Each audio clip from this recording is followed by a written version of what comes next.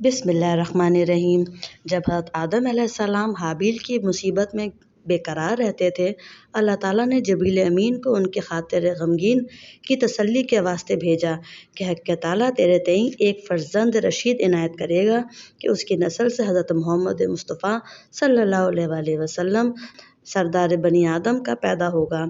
चुनांचे हाबिल के मरने से 5 साल बाद हज़रत शीश अलैहिस्सलाम पैदा हुए और वह हुस्न सूरत में और खूबी सूरत में मुशाबा हज़रत आदम अलैहिस्सलाम के थे और तमाम औलाद से हज़रत आदम अलैहिस्सलाम के नज़दीक महबूब थे।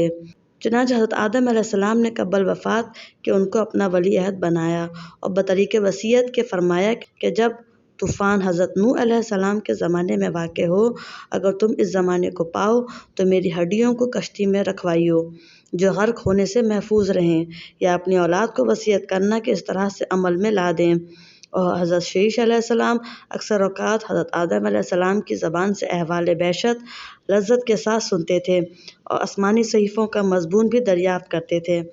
इसी वास्ते हज़रत आदम अलैहिस्सलाम के तर्जुल खल्क़ से और अनस हक़ से खलीफ़ा किया था और लोगों से तन्हा होकर दुनिया की लज़्ज़तें छोड़कर अक्सर औक़ात वज़ाइफ़ और ताअत में मशगूल रहते थे और नफ्स की रियाज़त और तहज़ीब व अख़लाक़ हमेशा उनके मद्देनज़र रहता था।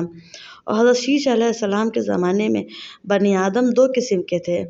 बाज़ तबात हज़रत शीश अलैहिस्सलाम की करते थे और बाज़ काबिल की औलाद की ताबेदारी में मशगूल थे। और हज़रत शीश अलैहिस्सलाम की नसीहत से बाज़ तो राह रास्त पर आए और बाज़ बदस्तूर नाफरमानी पर कायम रहे।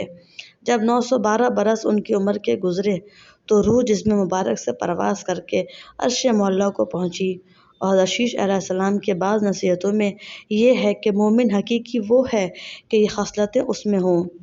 अव्वल तो खुदा को पहचानना, दूसरे नेक और बद को जानना, तीसरे बादशाह वक्त का हुक्म बजा लाना, चौथे माँ बाप का हक़ पहचानना और उनकी खिदमत करना, पाँचवां सिला रहमी यानी अपनायत के लोगों से नेकी और मोहब्बत करना, छठे गुस्से को ज़्यादा हद से ना बढ़ाना, सातवां मोहताजों और मस्कीनों को सदका देना और रहम करना, आठवां गुनाहों से परहेज़ और मुसीबतों में सब्र करना, नवां शुक्र इलाही का ज़िक्र करना।